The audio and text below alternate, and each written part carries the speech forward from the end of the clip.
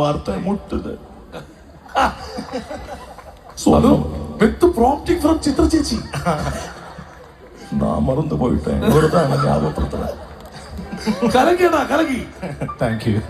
ഞാൻ എല്ലായിടത്തും പറയുന്നത് അപകടമാണ്.